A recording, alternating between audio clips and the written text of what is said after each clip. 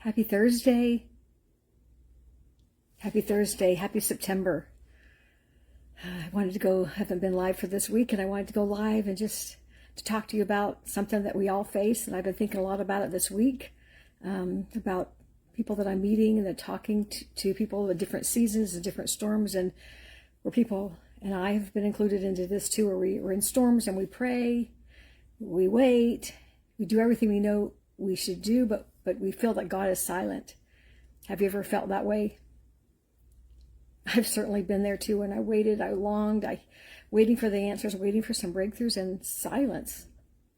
I just came back from a cello, lesson from I was working with my teacher. Her brother has cancer and just struggling. I have a friend's husband who's been out of work for 2 years. So hard.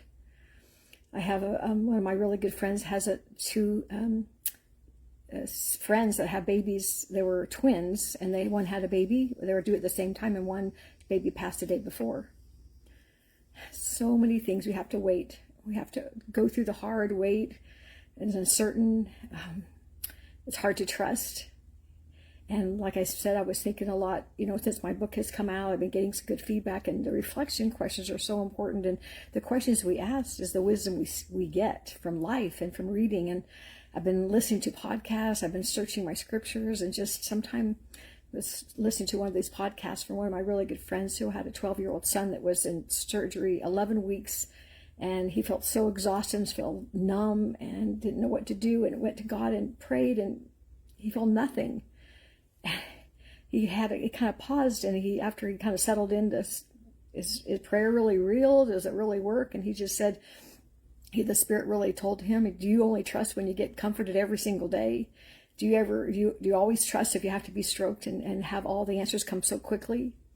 And he reflected on that and made a promise. He said he made a promise that he said, I love you, Lord. I've committed. I'm a promise keeper. And I've been thinking about that too in my life, in my past. I go back, and times I got answers, some that I didn't get answers, and so much that we have to wait for. And sometimes we think we got it, we get the answers, they come and they flow, and the floodgate opens, and then all of a sudden nothing. I talked a lot about that in my first book I wrote with my daughter Sarah, Modern Day Miracles, of how I went through that journey, and then relating it so much to others that I read about. And this week I've been studying Moses and how he's leading 60,000 people to be free from bondage. And he had to doubt. He doubted himself. He was frustrated. He got answers, and then he didn't get answers, and he was mad. And he learned about miracles. He learned to do hard. He learned to see the Lord and be tutored and become a leader, to become a true disciple. And it wasn't easy. It was hard. Answers came. Then he didn't feel the answers. And I know the Lord loves us all dearly, uncompletely, and is there for us. But sometimes he pulls away so we can reach for him, and we can see him in the unseen things. And then we can get answers through different ways. And sometimes it's in the darkness that we really work harder to be better acquainted with the Lord and with ourselves, and finding answers and not being so upset. I remember when my husband passed away 20 years ago, I love the Isaiah scripture that they that wait upon the Lord shall renew their strength. And I always think, wait upon the Lord. It's easier said than done. And the truth is, waiting is not just passive. We don't just sit back and just, We sit and we actually trust. We surrender with both hands, and we can do the hard. I've learned in my life, I've been better acquainted with God, the spiritual trust in the dark and emptiness. Sometimes I get nothing. Sometimes I get sparks. Sometimes I get a floodgate. Sometimes I get dreams. Sometimes my answers come a lot through other people. Also, this last week, and after the book has been launched, Harder Storms, Higher Strength, I've been studying and going back to studying a mentor of mine, Mother Teresa. She's a woman that gave her whole entire life through Jesus. And did she feel his presence? What's surprising when I study her, that she chose to serve the Lord in darkness. But she had faith anyway. I don't know if she had a mental depression or whatever, but she never had the grand speeches, and she didn't have all the grand programs. She served with great love, and these little things of dying children cradling in their arms. I have a sister-in-law that got to meet Mother Teresa, and just the way she ran to help feed the hungry. He made home for the orphans, and she She loved the Lord and felt that everyone was Jesus in disguise. She really knew that. But she struggled with her faith. I thought that was very interesting when I was reading about her. What made her extraordinary is that behind that smile and that tireless work, she endured decades with what she called spiritual dryness. And she, a lot of times, spent, no one knew that until after she died, that she had 50 years. She said she didn't feel the presence of God. 50 years. Wow, you think she would have felt something? And she said her heart was described as being dark, and she felt abandoned by God. But she chose to cling to him. And I thought, that's incredible, 50 years. But she said that she saw her suffering, and her suffering of not feeling close to the Lord, but serving anyway, was the way that she could serve the Lord. And her faith wasn't based on her feelings, but on commitments to know. She knew who the Lord was. She understood his word. She understood by touching others that she was serving him. But she did it not out of feeling all the time and getting all the answers, because she was committed, and not out of comfort, but out of feeling his presence. But she believed her faith was constant, and that her fidelity was, she chose to serve, to love, and to trust. Hi, Jane. Hi, June. How you watching in? And I love Mother Teresa, because she believed, to back up, she believed when she couldn't feel. And I've been thinking about my friends and a lot of people that I see right now going through hard times, and I still go through a lot of loneliness, being a widow for 20 years. And that's why I pour into you, and for those in my writing, and the course that I just brought about with 30 videos. I want to help you if you're striving with a struggle with a marriage, or the journey seems hard and you don't get the answers immediately, or not consistently how you would like. I want to reaffirm to you that God's silence doesn't mean he's not there. And just like if you're back to college or school and you see a teacher and you're taking an exam, they may be quiet while you're taking that test, but they're right there. They're watching you, wanting you to do good, and wanting to understand the principles being taught. So I wanted just to give a live today and just tell you the beauty of life is to reflect and to layer the learning. I did a course, I wrote a book about reflecting on the 7 pillars with harder storms, higher strength. And I wanted to end with an example I was thinking about today is what if you're a newborn mother and you're exhausted and you're waking up every couple hours to feed a baby. You may not feel the joy in that moment, but you get up and rock the baby and you feed the baby because you love the baby. Not because you feel an emotional high all the time, but because you're devoted, you love, and you know the path. You committed to being this amazing mother. So waiting on the Lord in silence is the same. We may not always feel the spiritual tingle or rush or the amazing answers that flood. And sometimes heavens can be quiet. But I want you to remember, Anna, you're watching, just keep showing up. Keep reading your scriptures, kneeling in prayer, and serving. I believe serving is so important, to serve others. I hope that's what I'm doing to you, is to give you some things to think about. That you love the Lord, not if you get to feel it all the time, but because of who you are and who he says you are, a child of God. And back to Mother Teresa. She felt decades, 50 years with no closeness of God, but she kept washing wounds. She kept cradling the dying. She kept whispering the prayers. It was about her commitment, her loyalty, her love for the Lord. It's the most purest act of love. One of the examples of the purest act of love I know.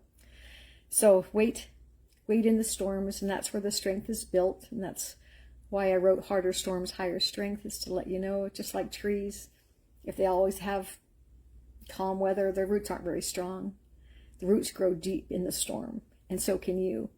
And Christ is waiting to build you spiritually up with your muscles. And I want you to know too, I've been talking to others that are reading the book and reflecting on questions at the back of each pillar, thinking about it and really thinking, where is the Lord in your life? And I want you to reaffirm that sometimes we think the Lord is supposed to bring all these dreams or flood you with all this emotion or just make you feel love all the time or whatever, give the answers clearly. But I find that most times they're not these big grandiose things. It's the little knock on the door and a friend. Like I had a neighbor take my garbage in. I thought that was really kind. It was not, I didn't ask him to do it. He didn't have to do it. I thought, just showing a little act of love, and maybe on a hard day, or, a random smile from a friend, or I like little birds or butterflies that come by, and I just feel like, continue on. It's a little act of answers too, and they a lot of times through other people. And when you're serving, or I find just random conversations that is like, oh, that's the answer, or I listen to a song, it's like, that's it, And so I want you to know that the little things is the connection with the Lord. He speaks to us often through other people. He fills our needs. And I'll close out something that I had recorded in my first book. I might have mentioned in the second book too. But I remember when I was at the darkest point of my life, struggling so much with when my husband, was he going to live? Was he going to die? Was it going to need longer? 8 years of ups and downs and doctor visits and mounting medical bills and children, needing my help and trying to, be everything to everyone and just struggling with exhaustion. And I remember one night I woke up and I didn't want to cry too much in my bed because my husband, I didn't want him to see me cry too much. And so I went downstairs on the couch and I just was kind of in and out of a state. And I felt like my vision was Alice in Wonderland. And have you ever watched that movie, Alice in Wonderland? I'm sure you have. But she was falling down a hole, and that's what I felt like this point in my life. I was falling, drowning. I was lost. I was sad. I was not enough, and I was these big tears because I was getting small, like Alice in Wonderland in the movie, and I kept falling smaller, getting further away, which represented God. Like, do you care? I can't hear you.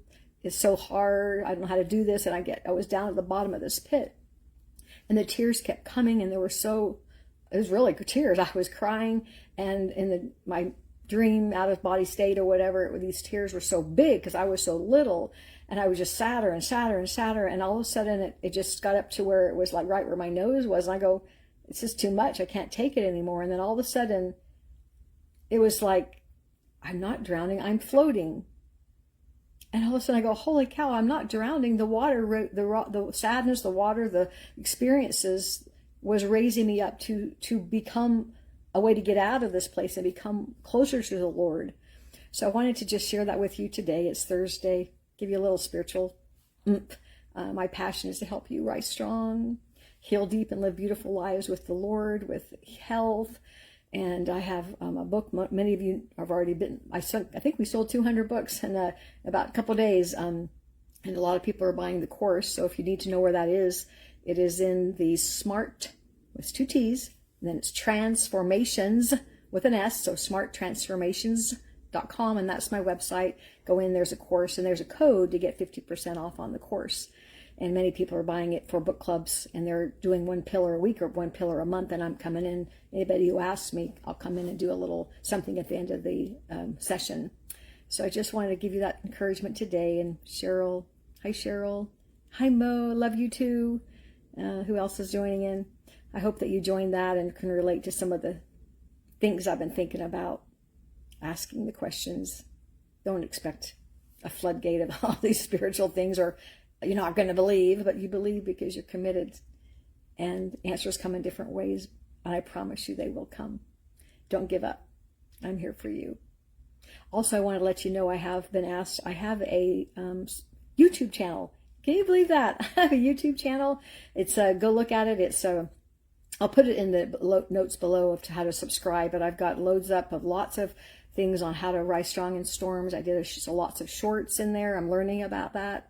I have done things on health, on faith. I've been doing some podcasts that are in there. And if you go to the look on YouTube and Rachel Smartt with 2 T's, you'll find me, and subscribe. But you'll get a lot of my layered learning, and I'm putting everything in there for you. A place to get stuck in life. Go there, subscribe, and I look forward to helping you more rising strong in the hard things of life. Make it a great day. Hey, Anna. Happy Thursday.